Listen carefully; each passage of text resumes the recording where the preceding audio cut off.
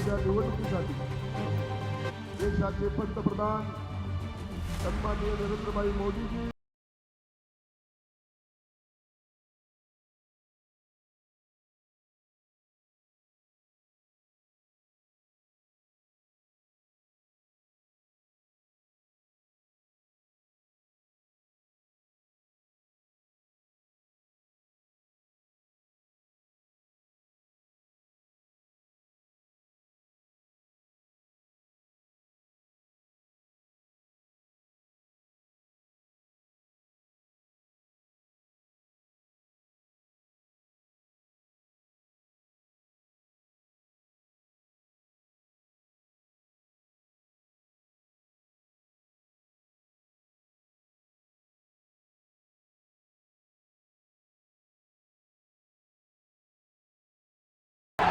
जय श्री राम, भारत माता की। आदरणीय योगी जी,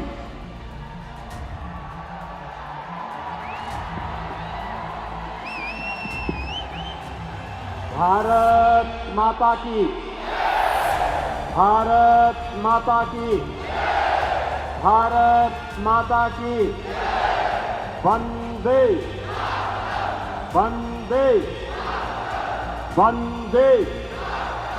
छत्रपति शिवाजी महाराज की, छत्रपति शिवाजी महाराज की, धर्मवीर संभाजी महाराज की, धर्मवीर संभाजी महाराज की। नमः पार्वती पतये हर हर।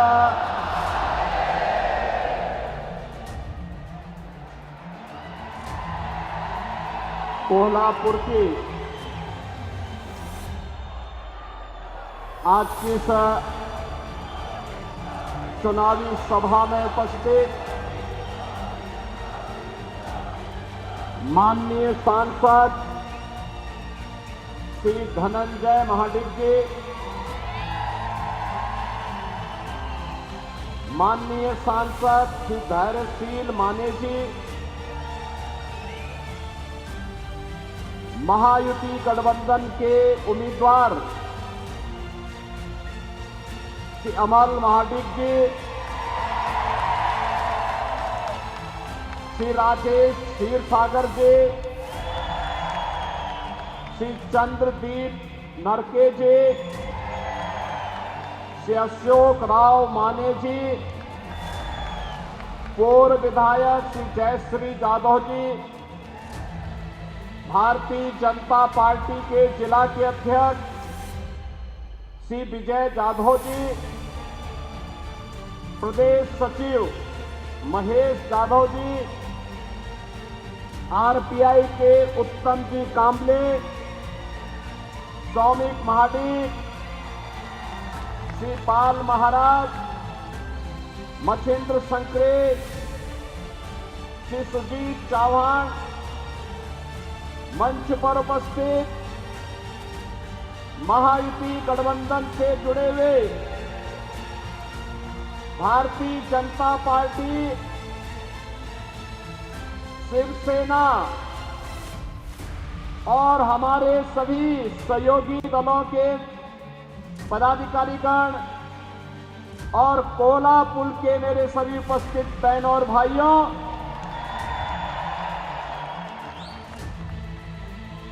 महालक्ष्मी की इस पावन धरा को कोटि कोटि नमन करते हुए मैं आप सबका हृदय से अभिनंदन करता हूं। बहनों और भाइयों, महाराष्ट्र की धरती ने विषम परिस्थितियों में भारत को लड़ना सिखाया है। हिंदवी स्वराज के संस्थापक छत्रपति शिवाजी महाराज स्वराज की स्थापना कैसे की जाती है, इसकी प्रेरणा महाराष्ट्र ने दी।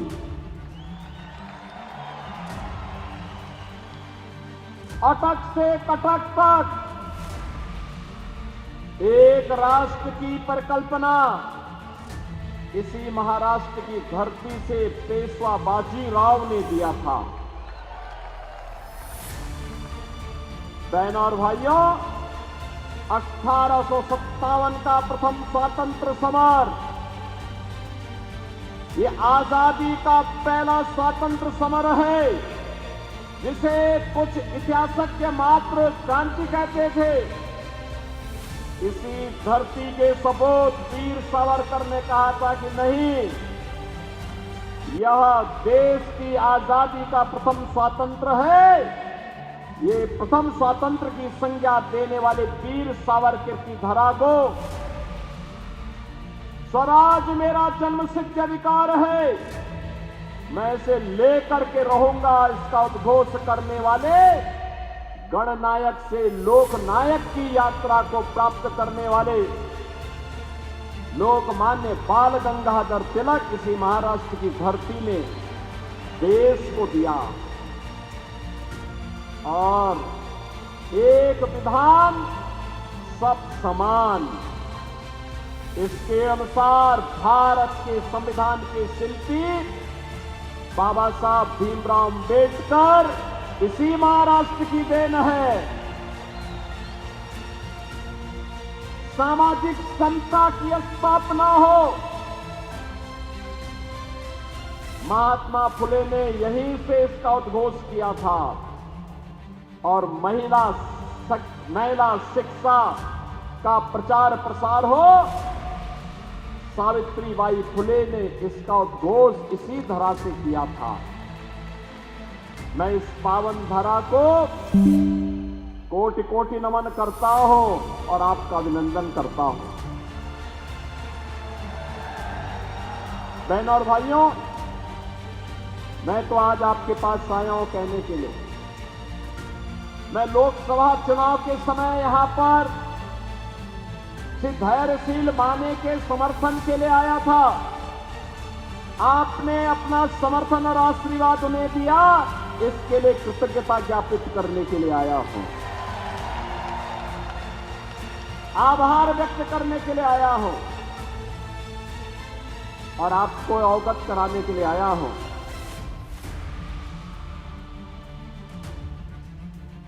कि महाराष्ट्र के अंदर जो चुनाव वर्तमान में चल रहे हैं, ये चुनाव मात्र सत्ता के लिए नहीं है। यह चुनाव महाराष्ट्र के लिए भी और भारत के लिए भी बहुत मायने रखता है। एक और प्रधानमंत्री मोदी जी के नेतृत्व में महाराष्ट्र के अंदर महायुति गठबंधन पूरे देश के अंदर एनडीए कार्य कर रहा है।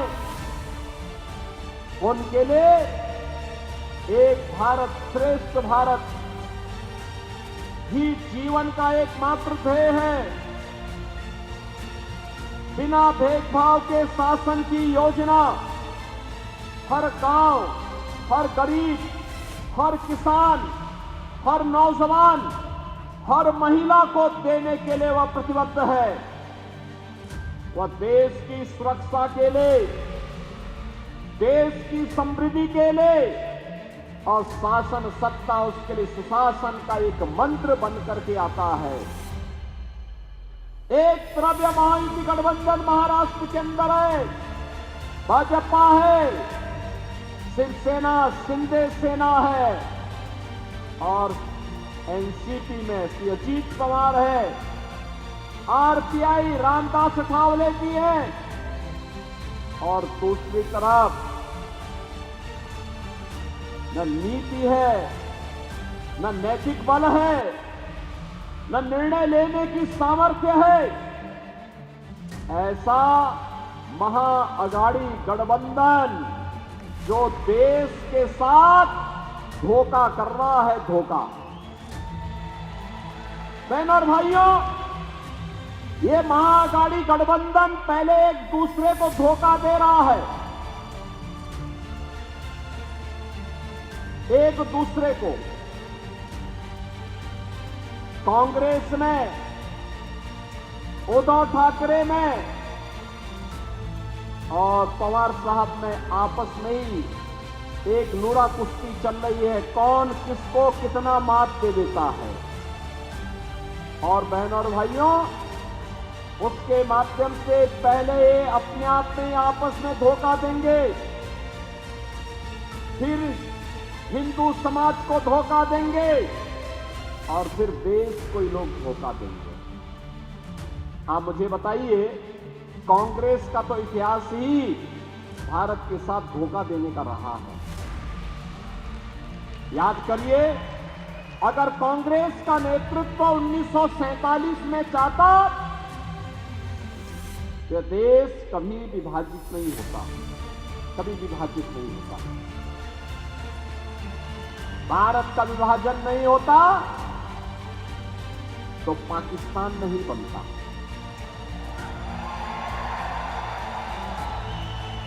पाकिस्तान नहीं बनता। जिनको ये भय था कि मुसलमान दंगे करेंगे, उनसे तो हम वैसे निपट लेते जैसे आज निपटते हैं।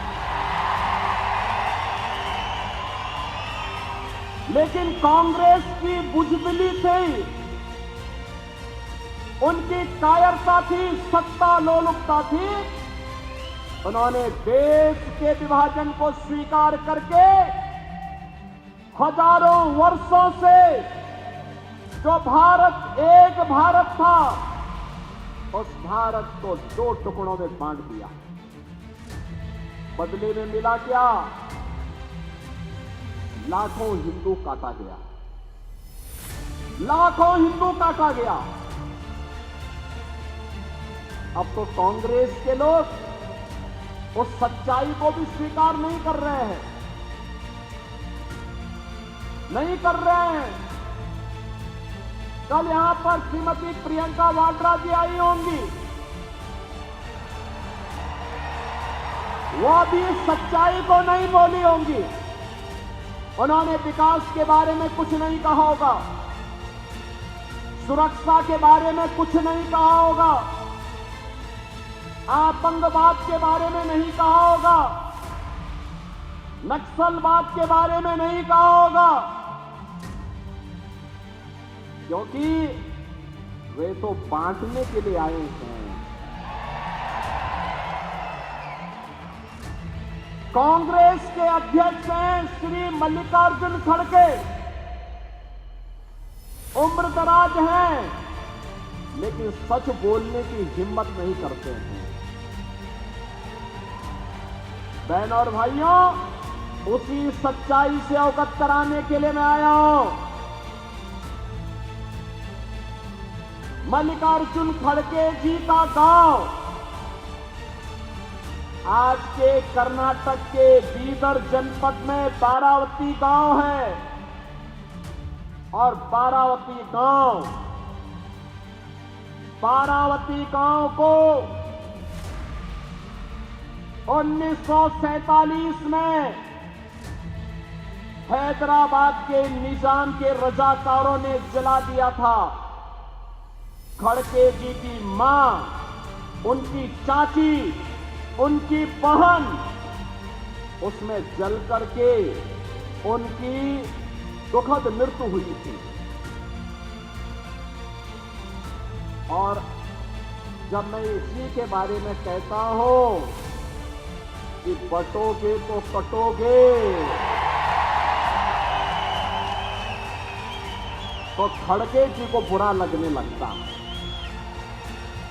खड़गे जी, सच्चाई को स्वीकार करिए, जनता जनार्दन के बारे में सच बताइए कि निजाम था कौन, ये निजाम था कौन और इसके रजाकार थे कौन, जिन्होंने निर्ममता पूर्वक हिंदुओं का कत्लेआम किया था। क्यों नहीं आप उस सच्चाई को जनता के सामने रखते हैं? कांग्रेस के नेतृत्व के भय से, अरे आप तो स्वयं ही राष्ट्रीय अध्यक्ष हैं कांग्रेस के, आपको सच्चाई बोलनी चाहिए कि नहीं, निजाम के रजाकारों ने, निजाम का रजाकार कोई और नहीं था, ये निजाम के रजाकार वही कट्टरपंथी मुस्लिम हैं जो आज भी जगह जगह कहीं गणपति महोत्सव पर, कहीं रामनवमी की शोभा यात्रा पर और कहीं पर हमारी आस्था और सम्मान के प्रतीक विशालगढ़ जैसे किलों पर कब्जा करके भारत को अपमानित करने का कार्य कर रहे हैं। और इसीलिए मैं आपसे कहने के लिए आया हूं कि बहनों और भाइयों, ये कांग्रेस के अंदर अंग्रेजों का ही जीन्स आया है और इसीलिए कह रहे हैं, बांटने की राजनीति कर रहे हैं। ये महाअघाड़ी गठबंधन बांटने की राजनीति कर रहा है। ये जाति के नाम पे बांटेगा, क्षेत्र के नाम पे बांटेगा, भाषा के नाम पे बांटेगा, आपस में लड़ाएगा, जाति जाति को लड़ाएगा और फिर आपस में लड़ करके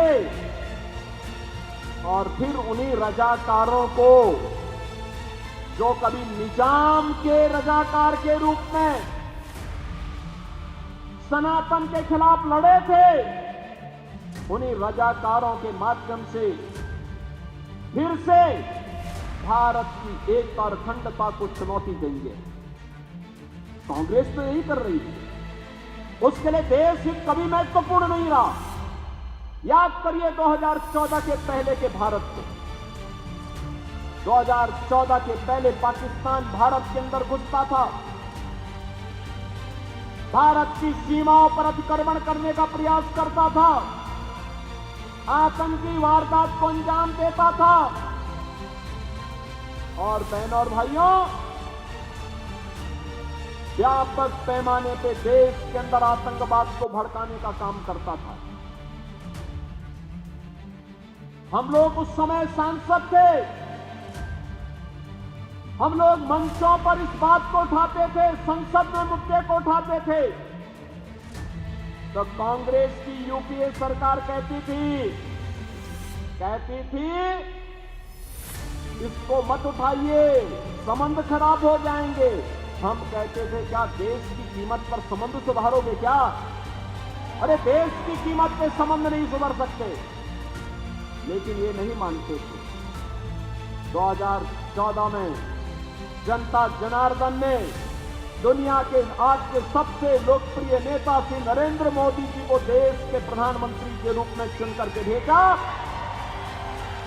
आज आप देखते होंगे, आज तो पाकिस्तान या भारत का कोई दुश्मन भारत की सीमा का अतिक्रमण नहीं कर सकता। आज अगर करता है तो उसे मालूम है ये नया भारत है, छेड़ेंगे तो छोड़ेंगे नहीं।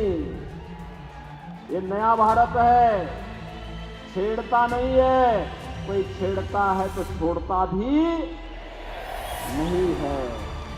और इसीलिए मैं आपसे कहने के लिए आया हूं, आज भारत की वर्तमान यात्रा को आप देख रहे होंगे। नया भारत पहले 10वीं अर्थव्यवस्था था, आज दुनिया की 5वीं बड़ी अर्थव्यवस्था बन गया। अगले 3 वर्ष के अंदर भारत 3री बड़ी अर्थव्यवस्था बनेगा। आज भारत के अंदर बिना भेदभाव के योजनाओं का लाभ मिल रहा है। योजनाओं का लाभ कैसे दिया जाना है? महाराष्ट्र के अंदर पूछो, यहां पे एकनाथ शिंदे जी, देवेंद्र फडणवीस जी, अजीत पवार जी के नेतृत्व में चलने वाली महायुति गठबंधन की सरकार ने लाडली बहना के माध्यम से यहां की 2.5 करोड़ बहनों के खातों में हर महीने धनराशि देकर के साबित किया कि बिना भेदभाव की योजना का लाभ दिया जा सकता है। बहनों और भाइयों, ये भारतीय जनता पार्टी नेतृत्व की महायुति गठबंधन की सरकार महाराष्ट्र के अंदर जिस मजबूती के साथ कार्य कर रही है, उसी को मजबूती प्रदान करने के लिए हम लोग आए हैं। बिना भेदभाव के हर गरीब को आवास की सुविधा का लाभ मिल रहा है। बिना भेदभाव के हर घर में आयुष्मान की सुविधा का लाभ मिल रहा है। शासन की सुविधाओं का लाभ गरीबों को बिना भेदभाव के मिल रहा है। इंफ्रास्ट्रक्चर भी नया नया है, हाईवे के रूप में, रेलवे के रूप में,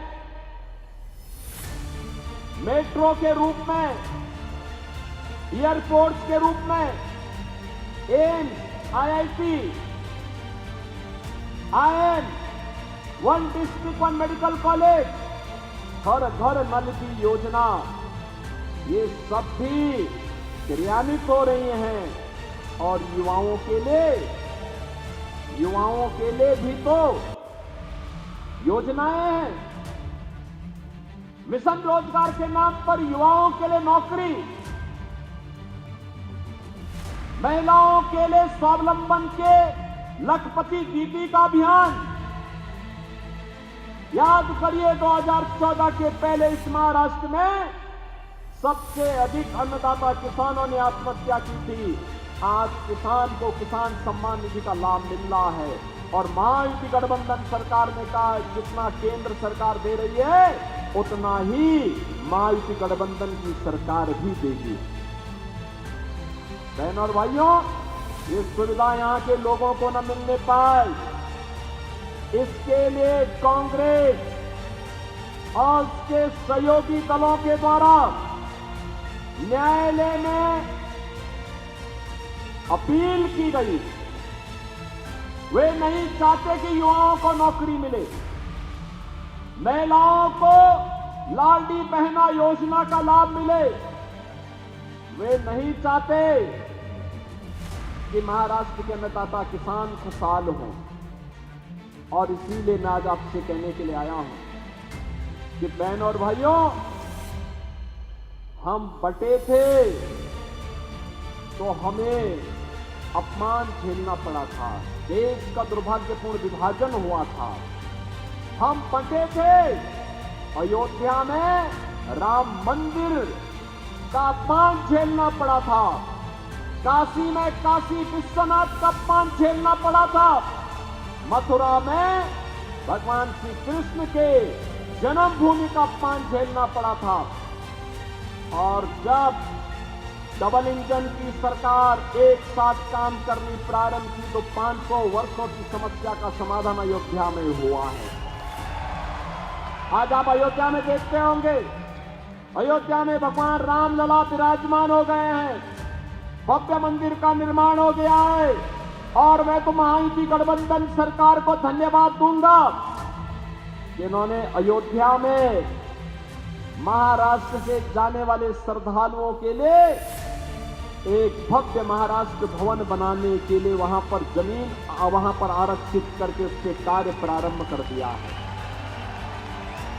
बहनों और भाइयों, आखिर अयोध्या में राम मंदिर का निर्माण कांग्रेस भी कर सकती थी, नहीं किया। मैं पूछना चाहता हूं, अगर सर्वे बाला साहब ठाकरे जी होते, क्या वे कांग्रेस के साथ गठबंधन करते क्या? तो फिर उद्धव जी ने क्यों कर दिया? अपने मूल्य और सिद्धांतों से भटक गए। और इसीलिए मैं आपसे कहने के लिए आया हूं बहनों और भाइयों, सरदेव बाला साहब ठाकरे जी चाहते थे मूल्यों के आदमी थे। उन्होंने इन मूल्यों की राजनीति की थी। उन्होंने कहा था कि नहीं, हम सब कुछ करेंगे हिंदुत्व के मुद्दे पर, छत्रपति शिवाजी महाराज को सामने रख करके ही हम आगे काम करेंगे। और छत्रपति शिवाजी महाराज जिनके आदर्श रहे हो, वे बांटने की नहीं, एकता की बात करके महाराष्ट्र के साथ साथ पूरे भारत को एक भारत बनाने के लिए कार्य करेंगे। और यह कार्य महायुति गठबंधन कर रहा है। और इसीलिए मैं आप सबके बीच आया हूं आपसे कहने के लिए कि बहनों और भाइयों, 20 नवंबर को चुनाव है। ये महाअघाड़ी गठबंधन आपको बांटने के लिए फिर से आएगी, तमाम प्रकार के बातों को आपके सामने कहेगी। इस पे विश्वास कभी मत करना। कभी मत करना, धोखे से भी नहीं करना है।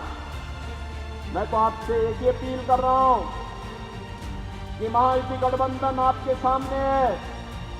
महायुति गठबंधन में श्री एकनाथ शिंदे जी, श्री देवेंद्र फडणवीस जी, श्री अजीत पवार जी, ये सभी मिलकर के महाराष्ट्र को प्रधानमंत्री मोदी जी के मार्गदर्शन में एक विकसित महाराष्ट्र बनाने की संकल्पना को आगे बढ़ा रहे हैं। एक सुरक्षित महाराष्ट्र बनाने की संकल्पना को आगे बढ़ा रहे हैं। बहन और भाइयों, महायुति गठबंधन की सरकार बनती है तो विशालगढ़ किले का अतिक्रमण भी अपने आप ही दूर हो जाएगा। तब हमारे पप्पा, गणपति बप्पा के शोभा यात्रा पर कोई पथराव करने का दुस्साहस नहीं कर पाएगा। रामनवमी के किसी शोभा यात्रा पर कोई पथराव करने का दुस्साहस नहीं कर पाएगा।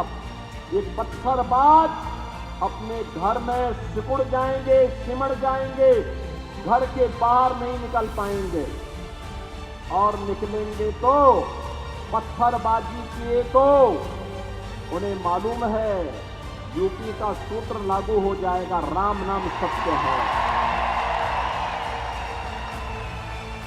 और इसीलिए आप सबसे मेरी विनती है कि यहां पर महायुति गठबंधन ने श्री अमल मांडिक को, श्री राजेश क्षीरसागर को, श्री चंद्रदीप नरके को अपना प्रत्याशी बना करके आपके बीच में भेजा है। आप इन्हें अपना समर्थन और आशीर्वाद देंगे? ये सभी प्रत्याशियों को अपना समर्थन और आशीर्वाद देंगे? दोनों हाथ उठा करके मेरे सामने इन्हें आश्वस्त करो। अपना आशीर्वाद करो, इन्हें आशीर्वाद देने के लिए। आशीर्वाद आपका इनको प्राप्त होगा ना? तो 30 नवंबर को आपका आशीर्वाद इन्हें प्राप्त हो, इसके अपील करते हुए अपना मेरे साथ बोलेंगे, भारत माता की, भारत माता की, भारत माता की, वंदे वंदे, जय श्री राम, जय जय श्री राम।